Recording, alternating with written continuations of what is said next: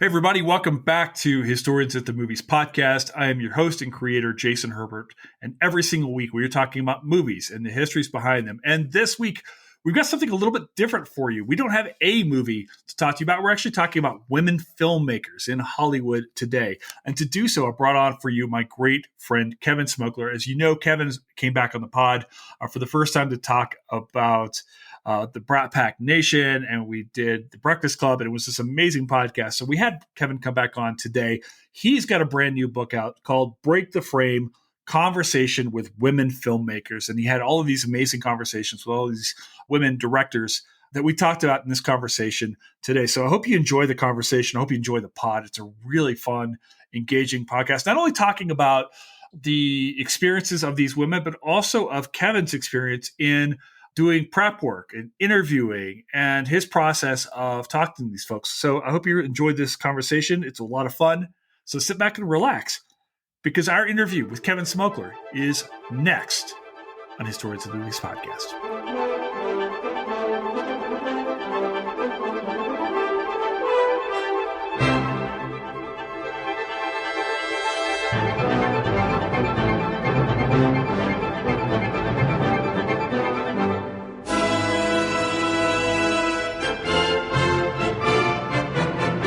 Kevin, welcome back, my friend. I'm excited to see you today, pal.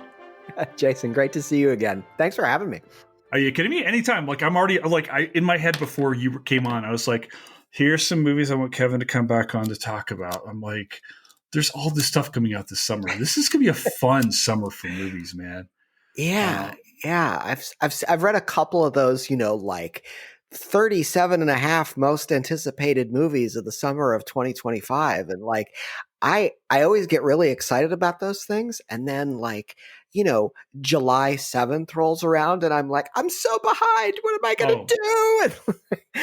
And I end up hiding under the bed until Labor Day. And then, and then I'm like, well, I guess it's repertory screenings and catching up with stuff on streaming and stuff like that. Yeah.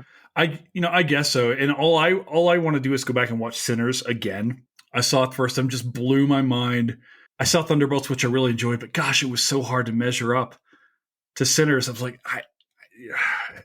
we have Superman coming up. What else do we have this summer? It's Mission Impossible. There's a bunch of stuff. Chloe Zhao's new movie is coming in November, I believe. Oh, well, we're going to have to talk about her. Before we jump into all of this stuff to talk about, you want to introduce yourself for people who did not catch that amazing pod that we did on Breakfast Club and BRAT Pack America?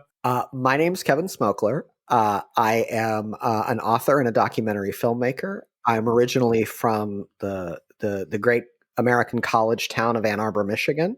I've been based in San Francisco for the last 25 years. I'm the author of 4 books, most recently Break the Frame, Conversations with Women Filmmakers, which is out on May 22nd. Mm-hmm.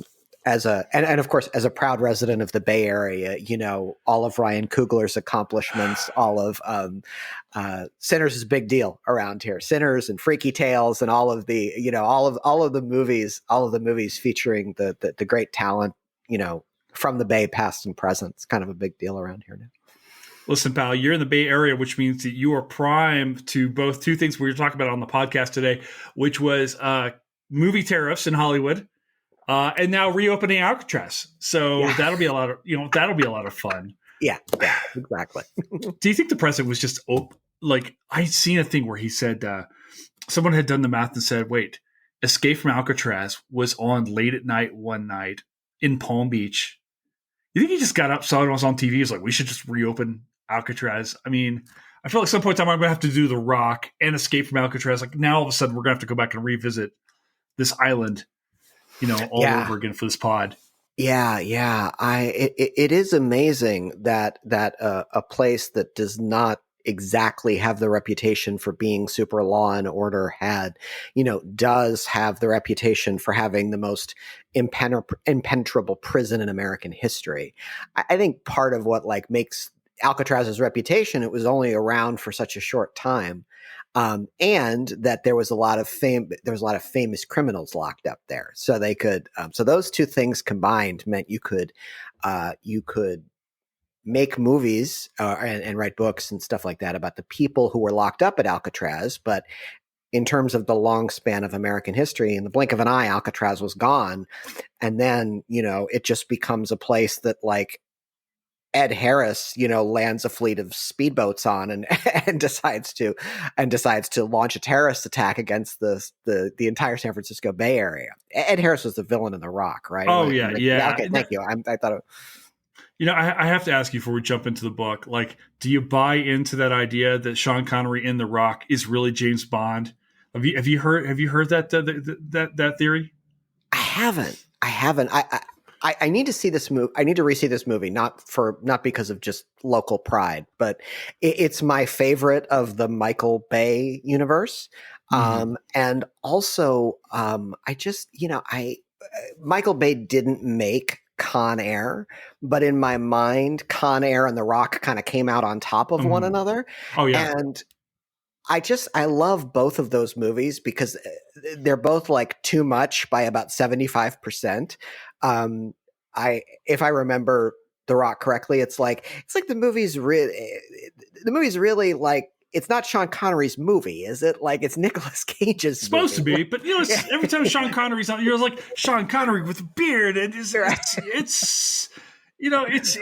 so much fun. It's silly. It's like when Nicolas Cage was having his moment, his action star. Yeah. Was this post leaving Las Vegas? Was this after or before the Oscar? I can't recall. I don't recall either, but it was definitely around the time that they were flirting with relaunching the Superman franchise, and Nicolas Cage was in talks to play Superman. I mean, The Rock is so overstuffed that like it's a movie where Sean Connery is kind of superfluous. If you can imagine how much there has to be for that to be the case. And then Con Air, I always look at and I say like they got like 12 of the finest actors of their generation, and like one of them signed up for it, and the other 11 happened to be like at the same chili parlor together or something. And John Malkovich looked across the room and said, "Hey, Ving Rhames, I'm doing this thing called Con Air, and we all hijack a plane and it crashes into a casino on the Las Vegas Strip. Seems like complete nonsense to me, but it would be fun if we all came, right?" And Ving Rhames like, "Yeah, I think it would be." And I that movie seems to be a $95 million dare that somehow worked. We actually did Con Air on this podcast with Kathleen Ballou, who is this amazing scholar who writes about like white nationalism and violence. I'm like, "Hey, when it comes," she's like, "I want to do Con Air." I'm like, "What?" That's fantastic. Fine. Oh, it was great. We came up with the idea about a Steve Buscemi multiverse from like his character in Con Air, character in Armageddon. They're all the same guy, but that's not what people are coming to listen to us talk. Like, we're talking about women filmmakers today. You wrote this book, Break the Frame, Conversations with Women Filmmakers, like you were just saying. And I want to talk so much about this because you got to have these really cool conversations. We got to quite literally get to read in this book about this. Kevin, you and I, longtime movie fans, you and I both grew up in front of the screen, as kids. Why, in our previous conversation, you had talked about the importance of some of these women to you as far as filmmakers. Why write this book about women filmmakers? What was the impetus behind this? There was actually a moment where this book sort of came to life, and it was in the fall of 2016. I was at New York Comic Con doing an event for BRAT Pack America, my earlier book about 80s teen movies. And I got to talk to a few women filmmakers who were pivotal to this moment in cinema history. And come the Q&A, a first-year NYU film student raised her hand and said, effectively, "Can you tell me that I am not wasting my time signing up for this? I want to direct movies. I saw how hard it was for the two of you. You guys made incredible movies, but there are only two of you. And why aren't there more?" And the two stars of the show, I was the moderator, the two stars of the show basically said, answered the question as best they could. They've been asked this question for 40 years at this point. There aren't any new answers according to them. And I think they're right. And then the person who asked the question sat down, and I was the moderator. So I said, next question, please. And nobody raised their hand. And we had 20 minutes left, and there were 200 people in the room, and it was dead silent. And what I should have done is asked them another question, because nobody came to this thing to hear me. And I couldn't keep my big mouth shut. And I said, we are at New York Comic Con. New York Comic Con is a fan conference. We, the fans, do not finance movies, but we do go to see them. We do support them. We do throw our enthusiasm behind them, and that enthusiasm is worth its weight in platinum.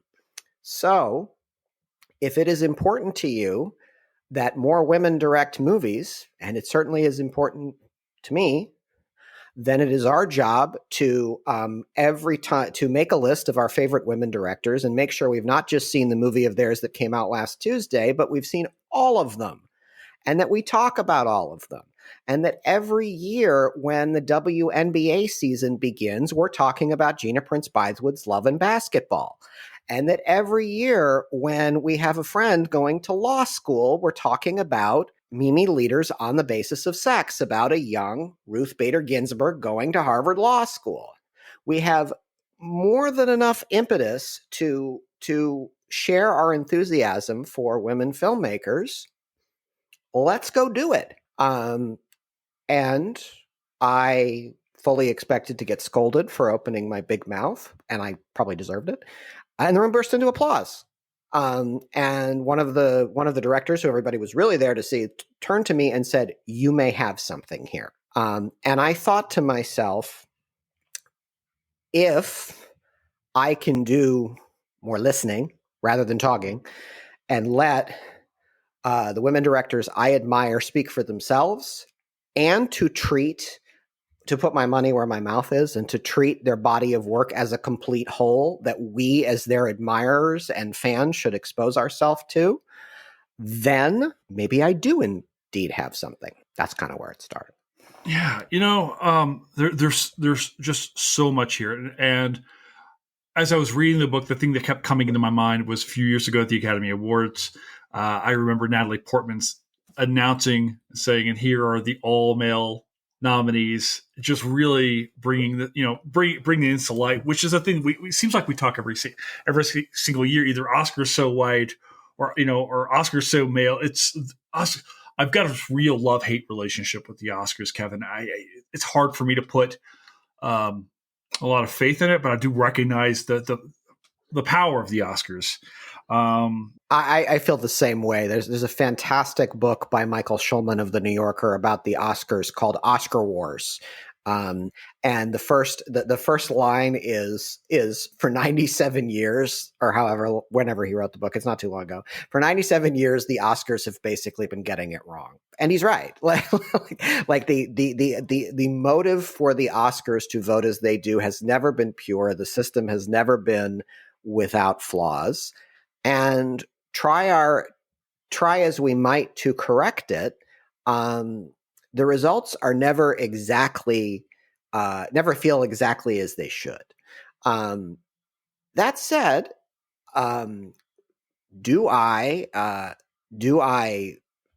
dance a jig and whistle a happy tune when Free Solo wins the Best Documentary Oscar, and it is directed by a husband and wife team? One half of that directing team being Ichai Vashrali, who I was honored to speak to for this book, and whose work I got to know. And Free Solo was her fifth movie, and there's been a half a dozen more since, including Nyad, which was again nominated for several Oscars. That's just a lucky break for all of us. and if the Oscars, with all their flawed machinery, got us there, fine. We'll talk about Free Solo here in a little bit, because it'll take me a little bit to work my way back up to talking about that film. Just after watching it, I remember watching that film and just being so. The funny thing is, she doesn't even consider that to be her best film, which is. It's one of the finest documentaries I've ever seen, and the decisions they make to really focus on that relationship, between Honnold and Sonny, and just the whole thing. We'll get there. before we get into this stuff, you and I again talk about this. Were there female filmmakers that you grew up watching that you have favorites? I don't want to put you in hot water here to ask you who your favorite filmmakers are, but when you start to think about all of these films that you watched, and you went back and watched a lot of stuff, I can only imagine the preparation on this, Kevin. Who are your favorite filmmakers, the people you really love to watch out there right now? Currently, or when I was growing up? Both. Who are the people, when you think about your favorite female filmmakers, who are they? So when I was growing up, I basically took down the names of directors as a way of deciding what to watch next, because I was not very good at walking into the video store or the multiplex and being like, that looks interesting. I'm essentially not very trusting of my own judgment. So I needed some key to the kingdom to tell me what to watch next. And it was like the best feeling as a movie fan in the world when you realized that the reason I loved, say, Valley Girl and Real Genius in equal measures is because they were both directed by the great Martha Coolidge. So I don't think I paid much attention to the fact that Martha Coolidge was a woman. I just jotted that down. And whenever I saw directed by Martha Coolidge, I knew I was in for something good. And that Martha Coolidge has made 14 films, and that is largely proven to be true. Same with Amy Heckerling, whose movies came out kind of at the same time. Amy Heckerling, I did get to talk to for this book, which was one of the great honors of my life. She's sort of a legend in American comedy. But I will say honestly, when I was a teenager and when I was growing up, I didn't pay much attention to the gender of the directors whose movie I liked. I just saw it as the gateway to what to watch next. It was only later on, not even a few years before I did this project, that I started to notice that women directing movies would have these much longer gaps on their IMDb pages than men did. And it was around that time I found out about a thing called director's jail, which is a rather nefarious concept that when a woman director makes a movie that is not financially successful, it is considered a felony against her record as a director. And when the same thing happens to a man, it is considered a misdemeanor, time served, and here is a giant bag of money for your next movie. It took Patty Jenkins 15 years to make Wonder Woman after she made Monster. Monster was a smaller scale movie than Wonder Woman, but it did absolutely everything we ask a movie to do. Mm-hmm. It was a financial success. It won an Oscar for its lead actor. It had several other nominations. Excuse me. It changed the career trajectory of Charlize Theron. It gave Christina Ricci an acting career as an adult. What else is there? And then Patty Jenkins has to cast about like Boo Boo the Fool for 15 years before she gets to make another movie. What is this? That kind of unfairness just deeply rankles me. So that was really what got me into paying more attention to these things and saying to myself, listen, if this is an unfair system and someone as talented as Patty Jenkins has to wait 15 years, like maybe I owe it to not mindlessly mindlessly swim around in the unfairness of that system. And if what's a good example? Chloe Zhao wins the Best Directing Oscar for Nomadland. That's Chloe Zhao's third movie, not her first. And so, yes, it is not easy to find the first two movies, The Rider and Songs My Father Sang to Me, I believe it's called. But I'm sure they're great. I'm sure they're the reason Nomad exists. So I went out and found them, and they are great. So those are the kind of acts we do, as I think we should do as movie lovers, if we believe that the world of movies can be better than it currently is. Yeah, I think I'd always been kind of aware of the idea I do want to go ahead. Let's just use this as a chance to go ahead and talk about, director's jail or Hollywood jail. I remember I was always kind of familiar with this, maybe the idea floating around. When I talked to Ed Zwick in his autobiography, he talked about he got his own version of that. And then, he did his time and rebounded and so forth. But you just bring up a couple of directors here that we're talking about. Patty Jenkins, I feel like she's back in director's jail again after Wonder Woman 84. I mean, she's got the Star Wars project that is kind of lingering out there, but that's not going anywhere. I don't really know where she's at right now. And she's a tremendous director. And the same way with Chloe Zhao, when you said that she's got a film coming out in November, I didn't know because I thought she was still serving penance for the Eternals because, these are very fair questions. It's like, if the economics, I understand the economics of movie making, and this we can argue about whether this is fair or not. Is like if you make a bomb, are you dependable for the next time you come back saying, "Give me a chance to make this"? We're just not consistent with that. No. I mean, famously, before he made the first Mission Impossible movie, Brian De Palma was coming off about 10 years worth of bombs, maybe more. And people kept signing checks and handing them over to Brian De Palma, and never once, I mean, who knows, maybe they had a sleepless night or two about it, but the assignments kept rolling in. In other words, it was never questioned whether he was actually up to the task. And that's the part that really, really makes me mad. Is we take a look at a movie like Nomadland, Mm-hmm. and then maybe the fact that Eternals wasn't successful, but we still got to ask ourselves some stupid ass question like, is Chloe Zhao up to the task? Like, please. I think what you look at the Eternals, that's such a bigger question beyond Chloe Zhao. I think that's a studio problem. That's a marketing issue. That is an issue where you're trying to take the MCU just got greedy and all of these things, and you're saddling her with almost an impossible task to take, frankly, a really unknown quantity and hold these to these standards of, if you don't make $2 billion off of this film, it's a disaster. Yeah. And now we're rethinking it. It's absolutely right, Kevin. It feels like, especially as you read through the book, read about Mimi Leder's career, right? The leash is so much shorter. I would imagine not only with female filmmakers, but filmmakers of color as well. This seems to be a very straight white male dominated profession in a lot of different ways. I want to ask you about the book itself, though.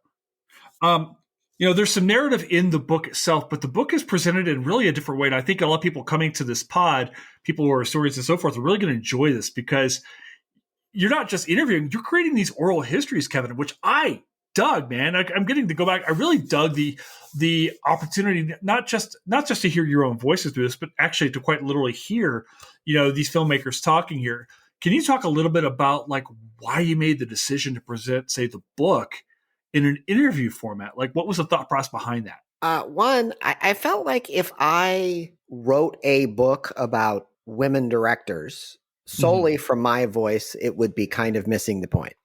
The point was to hear from them. The other part of that was I typically don't like to read interviews where it either seems like the interviewer is not present at all, because that's just not realistic, or the interviewer really wants to make the whole thing about them and it doesn't matter what the subject is saying or doing. So I like, when I do interviews, I like to be present on the page. People who make podcasts say I like to be present in my tape. I like to be a little bit present on the page because I think it gives the reader the feeling that they are the third chair in that conversation and they're sitting right on the other end of the table from myself and the director. And also, I hope it gives a little dignity to the act of interviewing. Which on the face of it seems rather simple. It seems like you just come up with you just sort of follow your own curiosity and ask a bunch of questions, and then jot down what the other person says. And the truth is, when, particularly in this project, when you are dealing with very busy people, I am proud to say everybody in this book gave me time they didn't have because they were busy making movies and television, which is exactly what we all want. And two, these are all people who've had plenty of career success and have been interviewed plenty of times.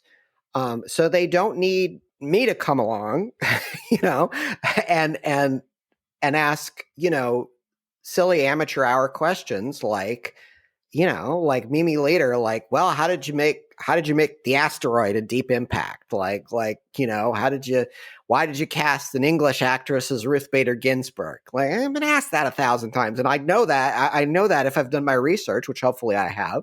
And, no, you get precious little time with these artists and you want to make the most of it. So, that's why I structured them the way I did.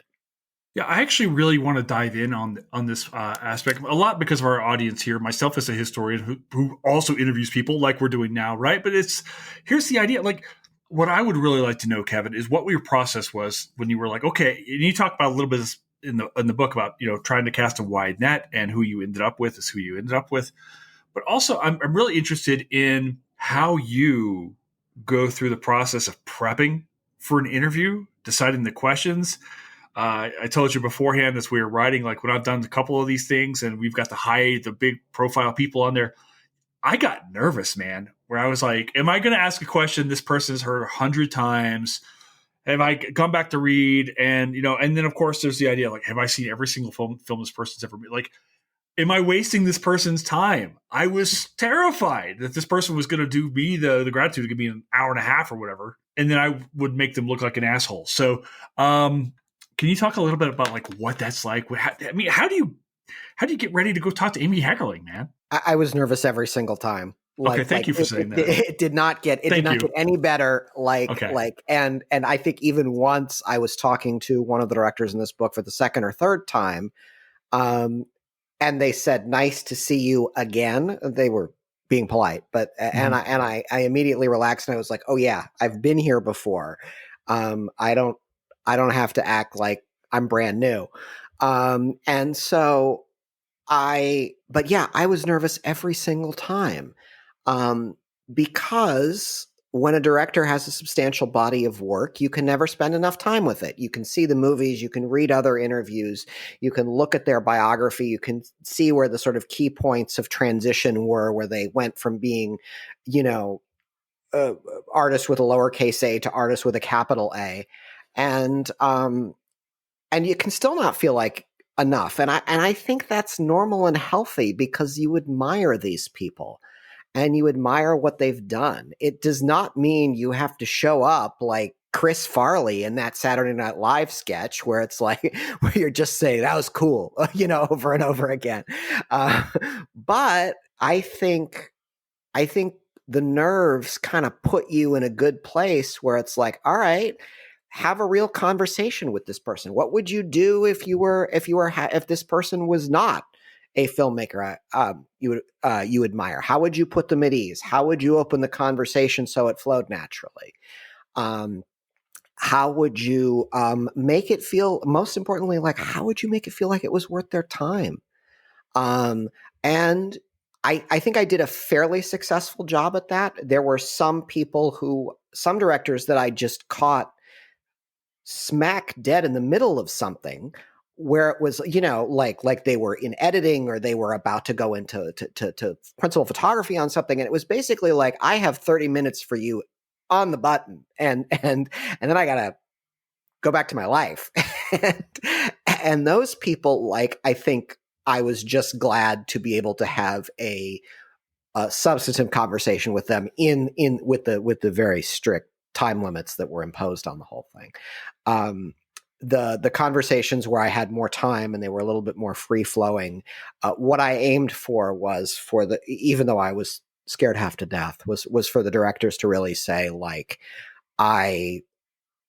this is the kind of stuff I don't get asked very often. Do you find yourself whenever you're interviewing these people, like where you're trying to push to a certain degree? You know, you sometimes read or you see on social media where you have these horrible engagements with people who are interviewing whomever, right? And someone will storm off, or someone will ask things that are inappropriate or so forth. Like, how do you determine like what your limits are when you're trying to talk to somebody? Are there times, Kevin, when you're just like, hey, I want to push a little farther here? Are you trying to draw some lines and trying to read this person? Like, is that an intuitive process for you? Like, what does that look like? You have to, for me, and I'm sure you do this too, given how many people you interview in daily life. I have some rules for myself that I always observe, and then I have some rules for Break the Frame specifically. For myself, is I don't practice gotcha journalism. It is not my job to sit down with you and then try and like ambush you with something. I also don't, I mean, I don't work for a newspaper or a magazine or a website. Like I don't have to, it's a luxury to not have to spend time interviewing people I don't respect. I don't have to like the person. I don't have to be their best friend. I do have to grant them the time and space to speak for themselves.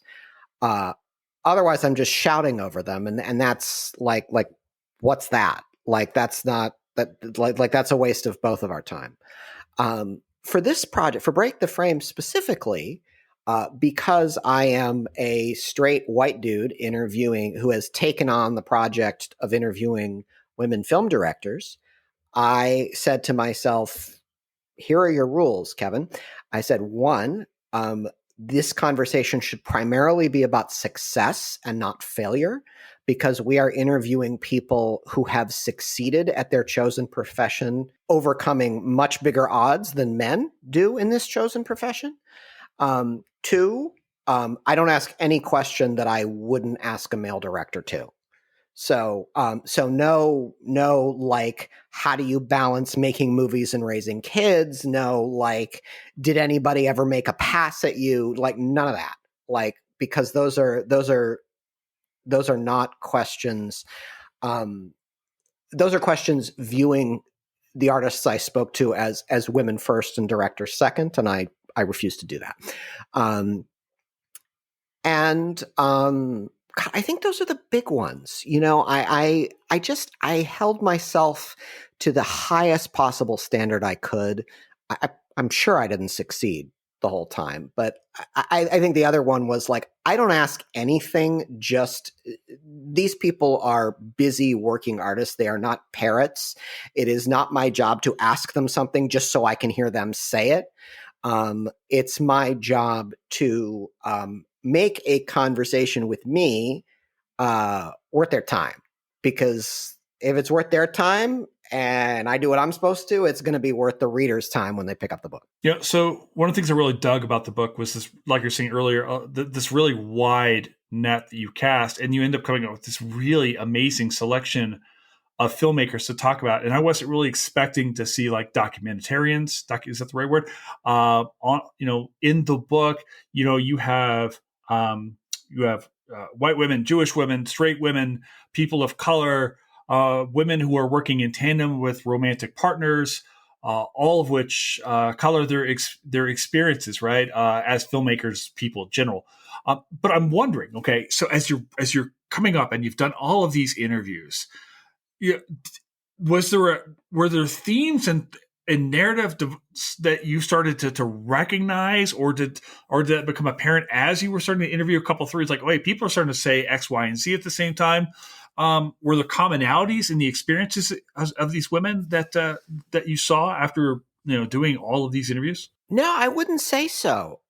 It was, and I'm glad, because my aim was to make sure that I wasn't talking to all people who were, the same age and had graduated 4 or 5 years apart from UCLA Film School or that kind of thing like that. Right. That sort of wasn't the point. The point was to showcase the diversity and richness of this thing we call a woman director, and for the reader to put my book down and feel like there are 10 more books out there that could be written on this subject.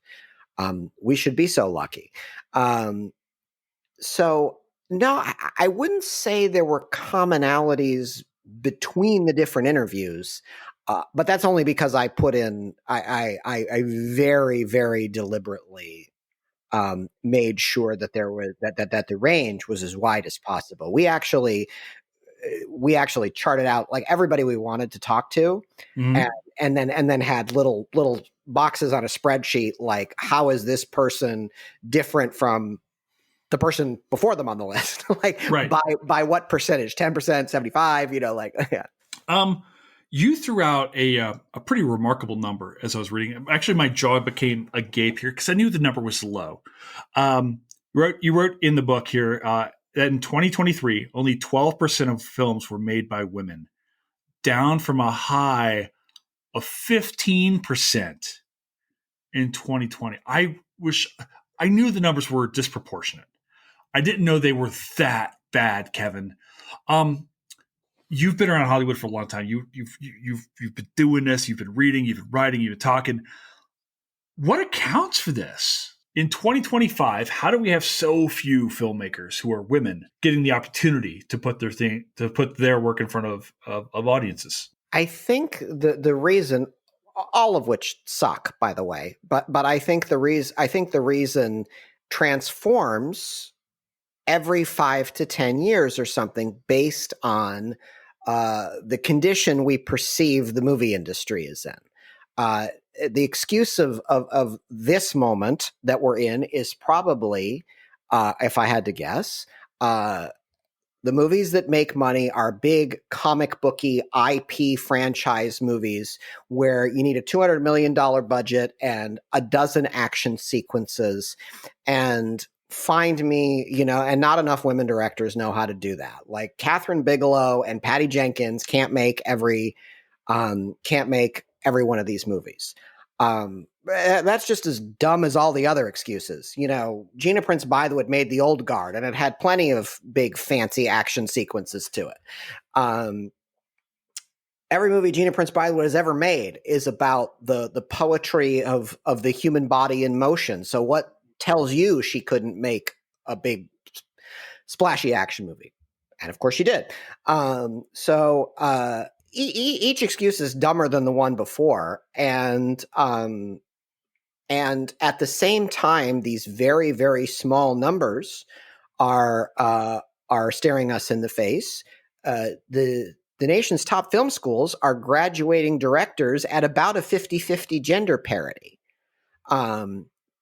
So we are sending plenty of women who can make movies out into the world, and then we are giving support. Our imaginations are working overtime to come up with progressively stupider excuses as to why we shouldn't give them these chances.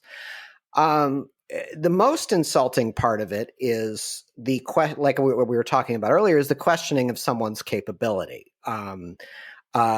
There is what someone makes 2 or 3 movies. Nobody should be asking if Chloe Zhao or Greta Gerwig or Mimi Leder or Anna Boden or any of these people can make movies. The evidence is right in front of you. Like right behind that is the idea that a female director cannot handle themselves, doing X or Y or Z, and someone who has made 12 episodes of a basic cable television show, but happens to have a Y chromosome can. I mean, I'm sorry. I hate to scoff. It's not a way of talking that I really like or I like about myself. But this stuff, like, it just makes you really angry. Of course, the system of making movies isn't fair, but why are we setting one set of standards for saying this is what it takes for us to sign on for your next movie? And then someone does it, and we move the goalposts, and we say, no, actually, we meant this. I mean, come on, and instead we'll give this very large project to someone who is untested, and then when it doesn't work, we'll lie awake at night dreaming up some non-sexist explanation as to why it doesn't.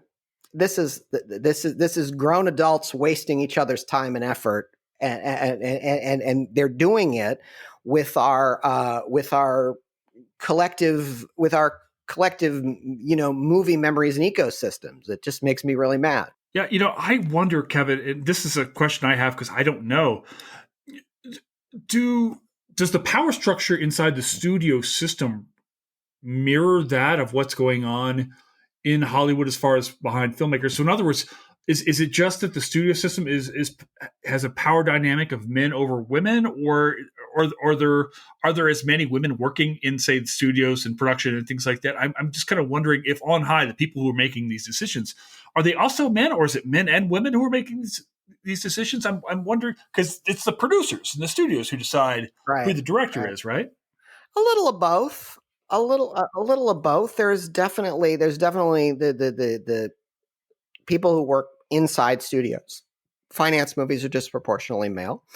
And there's a fair number of stories in my book of the reason this project got greenlit is because there was a woman in a position who saw its value, and there was a woman in a position to do so, which is great. So I think, that's part of the problem, like the culture of who we hire in companies in companies that have the power to make movies. The simple truth is there is more than enough data collected to say that if an entity like a studio has a diverse roster of movies in a given year, meaning appealing to different audiences at different sizes, different genres and actors and stars and all that kind of stuff, year over year, they will make more money doing that. I think the big study of that kind of diversity comes out of UCLA. That study's been around about 10 years, and that is the conclusion they have come to annually, every year. Diversity actually makes money. So my feeling is, and I say this in the book, is if diversity makes money, and you're only willing to hire, guys that look like Wes Anderson to direct movies, then I hope you're willing to stand in front of your annual stockholders meeting and say, we have actually chosen to make stupid business decisions instead of smart ones. I keep thinking now about the women who I really admire. Just, I've been so wrapped up in the Star Wars universe recently. I keep talking and preaching about Andor. But there's another director in the Star Wars universe. Bryce Dallas Howard has really proven herself to be a very, very capable director. I'm thinking about her own career. Of course, we see her most recently in some of the Jurassic Park films and things like that. She's had a long career as an actress. And of course, you can't talk about her without, talking about Greta Gerwig or even Sarah Polley, who I just adore. Sarah Polley. Can we talk about, is this because we talk about some of the great male filmmakers. Eastwood might be an example here, right, of people who are actors and then start to become directors on their own. Is this a plausible avenue, Kevin, where we can see like women who are who were starting in front of the screen and then transitioning behind the screen? I know that the career lives of actresses tend to be shorter because of sexual dynamics and what people say they favor on screen and so forth. So is this an avenue that you're seeing as well? I think so. I mean, I think we have to, in the case of Bryce Dallas Howard, to take nothing away from her as a director, her father as a director. She probably sat right next to him in Video Village as an elementary school student. Mm-hmm. And I think that's and good for her. Like it's in the blood. The case Greta Gerwig, I'm not sure Greta Gerwig would have succeeded to the extent she succeeded in as a director if she had not come up in the sort of mumblecore filmmaking movement with Joe Swansburg and all of the other actors and directors she came up with in that movement, where where there was a lot of fluidity between jobs. Like everybody was kind of okay doing everything.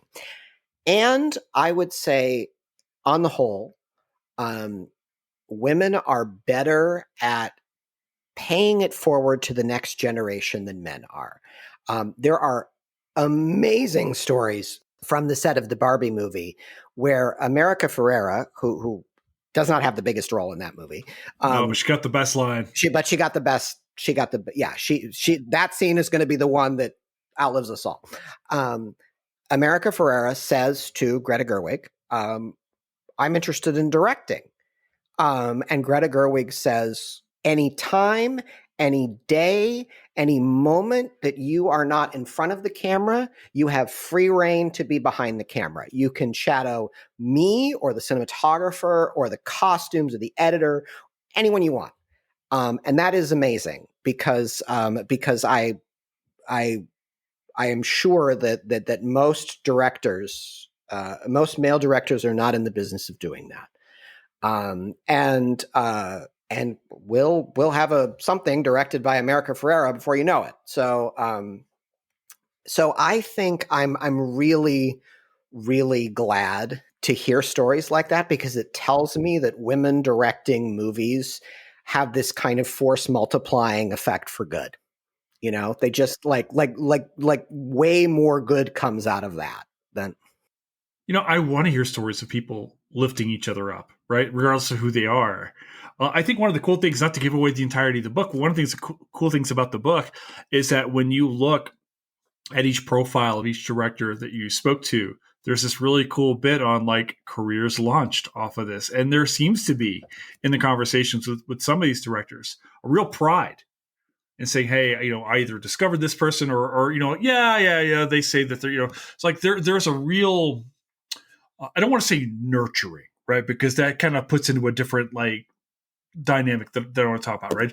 But a real professional and maybe a personal pride in the part of the directors that we're talking about in your book of saying, hey, I discovered this man or this woman or whomever and helped them along and look at the work they're doing. And I'm very proud of this. There's a humanity, I think, to this. Absolutely. Those stories are like, if I had to name one, it is my favorite part of this project. When you stop and think, I was really, really sort of forceful with my editor and everybody at Oxford that this had to be part of each director's interview.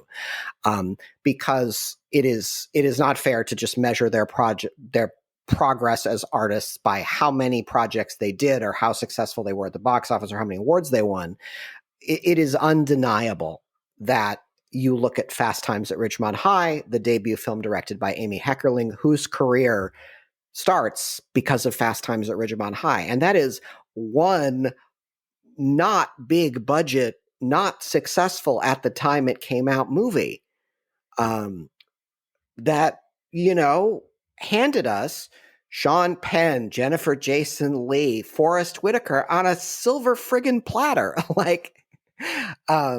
It is undeniable. And some of this is just like paying attention to history. Of course, there are many, many people who think the world became introduced to America Ferrera because of Ugly Betty. It was a big popular sitcom.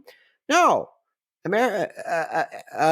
Ugly Betty was 5 years after Real Women Have Curves, which is where we meet America Ferrera for the first time, which is an amazing movie, directed by Patricia Cardozo, who I had the honor of speaking with for this book. And you watch 3.5 minutes of Real Women Have Curves, and you see America Ferrera, and you're like, that's a movie star. Yeah, she's phenomenal.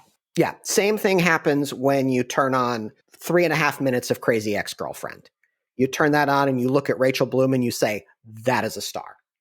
And Aline Broche McKenna, who I spoke to for this book, saw that. I want to turn our gaze for a second, Kevin, away from, say, the big screen to the little screen, because maybe my favorite chapter, and this was not a chapter, I wasn't ultimately, as I read about her, I knew her work instantly, but maybe my favorite chapter is the chapter on Mimi Leder. Really, really enjoyed it all the way, talking about the film she did with Clooney and Kidman. Peacemaker. Peacemaker, thank you. And the risks that were taken, like you're hiring her to be the first person for DreamWorks, but her work behind the camera for ER, West Wing, and all these different things, and how her use of the Steadicam just blew my mind. I was what? Have you been watching The Pit at all? on HBO. You're about the 20th person who's told me I need to see my this. God, Kevin! It's the direct descendant. I mean, please, no one asked me to testify in front of court on this as a professional. I just want everyone to get along. But one of the things that stands out here, you talk about this is a book of success. Many of these women have tremendous success behind the camera, either as directors, showrunners, on television. And it seems to be, Kevin, an avenue that might be more inviting or more welcoming. Why do you think that is? I think until we had a thing called Peak TV, which is informally the name we gave to the boom and gold rush in television with the coming of the streaming television world ecosystem, it was considered a demotion to work in television. Television was where we worked if you couldn't cut it in motion pictures. Famously, Jack Nicholson, as an actor, refused to do television ever because he was like, television is minor league stuff. I think women like Mimi Leder, who came up directing for sort of prestige NBC dramas in the 80s, like ER and LA Law, at the 80s and 90s, and was mentored by the showrunners on those programs. Mimi Leder is widely credited now with inventing the sort of walk and talk, the thing that Aaron Sorkin that we incorrectly give Aaron Sorkin credit for, the uncut steady cam shot of two people walking and sort of having an ambulatory meeting. Mimi Leder is really the person who came up with that, directing for LA Law and ER, and then later The West Wing and so many other prestige television shows that I think it is fair to say Mimi Leder was peak TV before there was peak TV. And artists like Mimi Leder gave the dignity and the weight to series television that sowed the soil for the streaming ecosystem. I don't think anyone would have seen the streaming ecosystem as a place to do prestige television on the order of cinema had people like Mimi Leder not focused our minds in culturally speaking in doing so. And of course, Mimi Leder is now the executive producer and showrunner of The Morning Show, which is a show that is so prestige and so expensive, like it looks it looks glossier than most movies, and it has movie stars in it. So I loved getting to talk to her because she was really a director that had seen it all and had made big movies and made small movies and made TV, and is really like someone who in their early 60s is just getting started. Yeah, I think for me, that's one of the real thrills of this book, Kevin, was like getting to know people. You know, I'm not as fluent in Hollywood as you are as far as your expertise. So when I got to read these chapters about these filmmakers, I was like, oh, wait, I know you. I know your stuff. I just didn't know you. And that was, and again, getting to hear this in their voice, which I thought was really cool, becomes this really great operating system to start to understand people. We got to go back and talk about Free Solo, though, because you got it. I've been such a fan of Alex Honnold for so long, and Jimmy Chin. I don't, you can't live in Colorado without having a bit of a man crush on Jimmy Chin. But we're not sure. We're not here to talk about either of those two men. Can we talk about Chai? Forgive me. How do I pronounce her last name? Because I was butchering. Vasherly.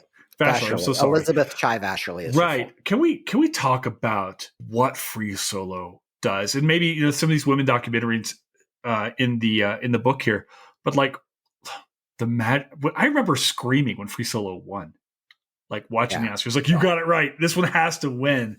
Yeah. What was she like to talk to her? She's amazing. She's just one of the smartest, most creative people I've ever talked to. Important to put into context that the point in her filmography where she meets Jimmy Chin is now effectively like the midpoint of her filmography. So she is 4 movies in to her directing career when the two of them meet. And the first movie they work on together is Meru, which is an amazing, another alpine documentary. Mountain climbing is a great documentary. You call these documentaries, Kevin. They are. This is porn for me. I can watch this stuff. It is so good. I'm sorry. Keep on. Yeah. No, I actually asked her why, is mountain climbing just inherently a great documentary subject, because there's a beginning and middle and end, and it's very visual and stuff like that. And she said, she actually said, these are just great stories.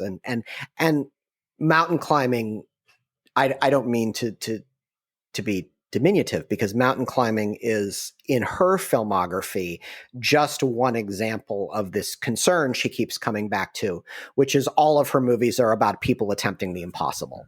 Yeah. And so she, many years after Free Solo, makes Naiad with Annette Bening and Jodie Foster. Before Free Solo and Meru, she made the documentary I Bring What I Love about Youssou N'Dour, the African musician who most of us Americans know as the duet partner of Peter Gabriel on the song In Your Eyes, but is really the Bruce Springsteen of the African continent. Is the most famous African musician since Fela Kuti, and who happened to release an album in honor of his Muslim faith shortly after September 11th, which was an awful time to do such a thing. And so, of course, that movie was about him trying to honorably represent this thing he had created when the world kind of shifted out from under him. I said this to her. I said, she was gracious enough to talk to me 3 times, and I kept returning to this theme. And she said, each one of these projects is a little bit different. And of course, she talked about how they were different. And she just expressed the appreciation that someone had actually taken them as a whole and taken them as an artist's body of work, instead of looking at her name next to 10 separate documentaries and saying, oh yeah, her.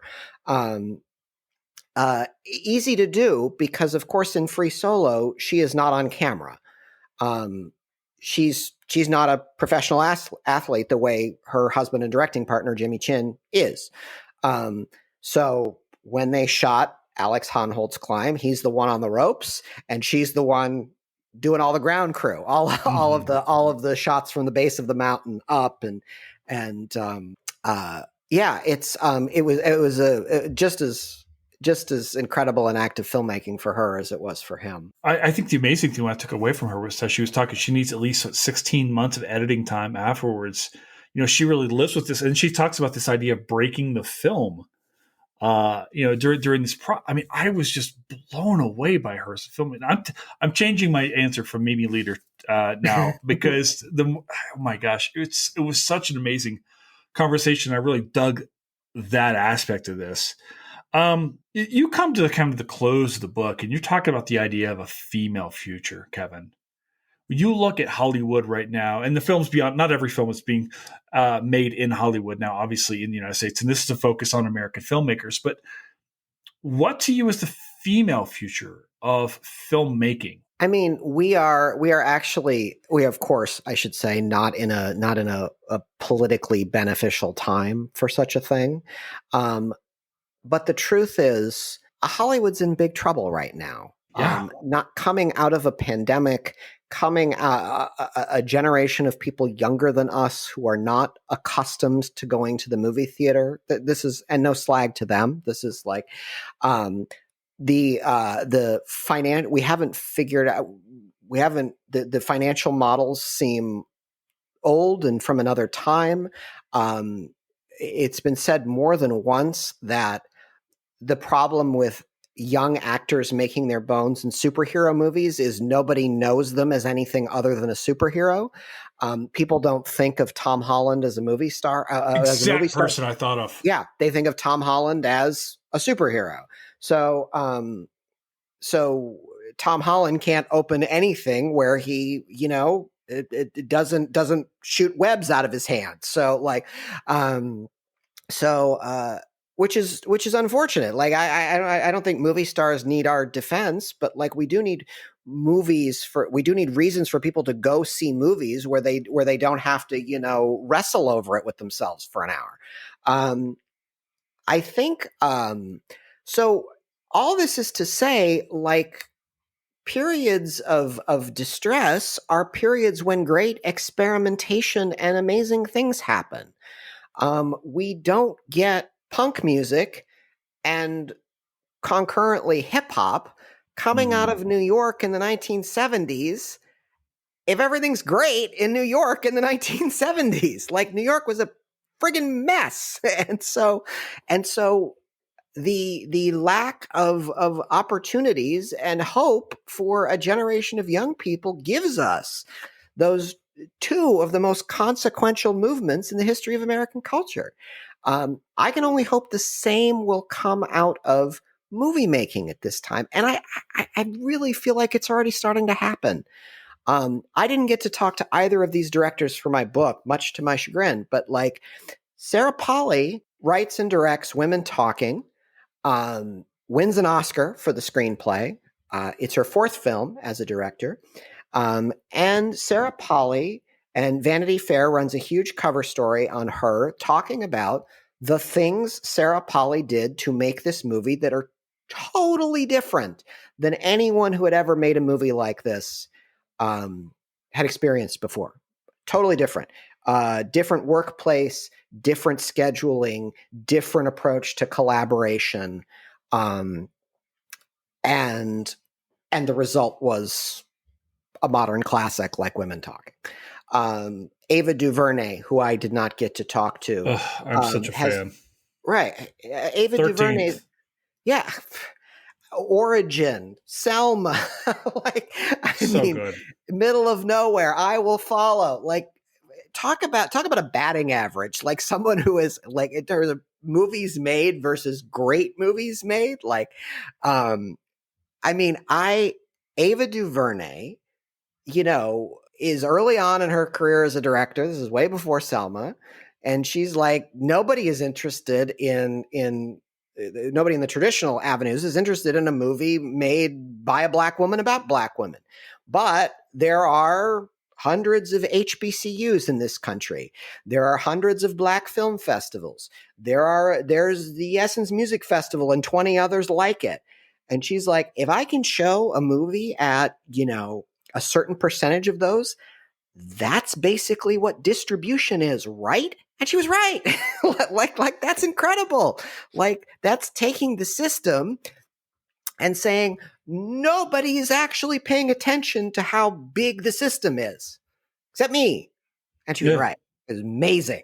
Like, so I feel like there is real opportunity there. And that's from the business point of view. And for us, for people who just love movies, it means we are going to have to be more experimental and daring with, like, what we sit down to eat.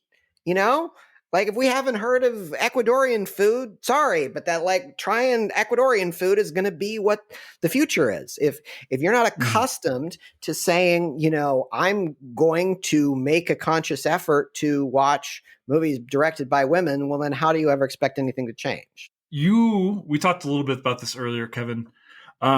You're a student of pop culture. Summer movie season is upon us. We look into the year. What else are you going to go see? What's out there floating around? Stuff that you know of in development, or things that are be coming out in the next several months that you think, hey, we should keep our eyes on. Freaky Tales just came out, which is an ensemble project by Anna Boden and Ryan Fleck, who make movies together. Famously, they made Captain Marvel and Half Nelson, the movie that gives us Ryan Gosling. For the first time. And Freaky Tales is an ensemble piece of a bunch of interconnected stories in Oakland in 1987. And, if you're into the 80s, which I am, it's all like, neon and harsh lighting and all that kind of stuff. And like, I think that's out right now, actually. And probably soon available on a streaming service near you. I need to spend more time with these like, with these lists of stuff that's coming out this summer. I think the new Pixar movie is directed by one of the women who made not Seeing Red. Is it Seeing Red? The movie, the movie Red. with the what? Just Red. No, it's the movie with the big red bear. The previous panda. Isn't it Red? I can't recall. It was Verb Red, and I'm anyway. She is. We did it on the watch party one night. But go on. Yeah, she's involved with Elio, the new Pixar movie, which is great. I really liked that Something Red movie. I just like there's a lot of great resources out there for this kind of stuff. womeninhollywood.com is the one that I recommend to everybody. The Chicago film critic Myra Gates, her newsletter is very much about like what's going on with women directors. I love this time of year, and I also like I need to remind myself when I get intimidated by the embarrassment of riches. I still haven't seen everything by Catherine Bigelow yet. That problem can start being remedied tonight, actually, my friend. The whole time we're talking here, all I can think is Telluride Film Festival is coming up in only a matter of months, and I'm just down the road. We've got to figure out a way to sneak into this place. Oh yeah. I've always Telluride. I've always been a little intimidated by Telluride because Telluride like doesn't tell you what you're going to see before you go there, and like I'm afraid of like showing up in Colorado and like wandering around lost. I'm not great at that. Well, that's my job. That's my day job, my friend, for the Forest Service. So there you go. I'm your dude. That. I think I'm glad we mentioned Catherine Bigelow because I think the Criterion channel is like featuring her this month. Oh, so some of the early Catherine Bigelow stuff, like Near Dark and Blue Steel and those kind of movies, I think those are over on the Criterion channel. She did Zero Dark 30 as well, correct? She did. Yeah. What a film. Yeah. What a film. Yeah. I mean, and Point Break is just one of my favorite movies just ever. Oh, sure. It's such a perfect pop culture introducing. So, I mean, you have the entire Fast and Furious franchise should be paying her money for ripping off her film. I'm a huge fan. And we talked this whole time and never, like, I think maybe we said when we said Naiad, but Jodie Foster as well as such an incredible filmmaker. Like the whole time I'm going, if I don't say Jodie Foster's name at some point in time. Yeah. I remember Little Man Tate she did years ago. Such a great movie. Such a great film. Such a great movie. Do we blur out Sofia Coppola? Is that nothing we need to make like no, I mean, it's totally, I don't want to get in trouble. I love her movies and I love how different they are than her father's movies. Sure. Her father's movies are very much about like large operatic gestures, and her movies are very much about silence. Like every one of her movies features like long scenes of people just staring forward quietly. Like there's a totally different approach to storytelling in her movies. I don't love them all equally. But I mean, The Virgin Suicides, Lost in Translation, Lost in Translation hurts. It movie hurts somewhere. To watch. These are all really important movies to me. And they're fundamentally like, they're all about loneliness. Like they really feel like the movies made by someone who grew up on a film set and whose parents were always, preoccupied being artists themselves. Like, they're definitely movies made by someone who was always kind of felt like on the outside looking in. Yeah. So you've got this book coming now. You've got the victory lap coming up to as this book is released and so forth. Have you started to think about what's next, or do you kind of sit on a project next? Like for you, as a creator yourself, you make documentaries, you write, you come on exquisite podcasts. It's first and only time this pod will be referenced that way. What comes next for you, Kevin? I've got a short documentary that my directing partner and I are finishing up that will be done this summer. And then we'll probably, hopefully, do some film festivals for it this fall. We've already started working on our next feature film, a feature documentary, again, about music in some fashion. I have a couple of ideas for next books. I've always got something cooking. I've always got, like, I feel honored that I'm going to be dead and buried before I get to all of the things I want to get to. It's George mostly, R.R. Martin. it's mostly just a question of like, do I run really hard at that one now, or do I give myself some time to think about it? I have a feeling that, I'm going to have a few months of intense touring ahead of me. I have a feeling that come fall, I'm probably going to want to shift into a different gear. Well, brother, I am so glad that you came on the first pod. The first, I was like, oh, this is my guy. We had such a fun time the first time. This time as well, I loved the book, man. It was really such a cool thing, dude. Thank you. Thank you for coming in and talking about this. I hope people come out and read this because it's such a cool piece of work, man. I really appreciate that, Jason. Thanks for having me.